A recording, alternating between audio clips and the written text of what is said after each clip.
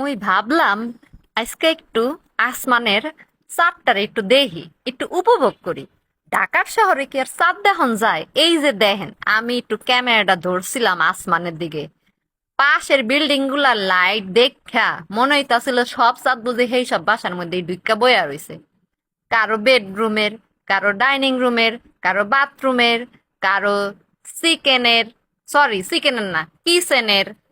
আবার কারো হইছে যায়া ওই যে কয় না কি জানি একটা রিডিং রুম। আচ্ছা যাই হোক, যেটা কইতে চাইছিলাম, দেখেন আসমানের তার, সরি তারা না, চাঁদ, চাঁদটা কত সুন্দর লাগতাছে।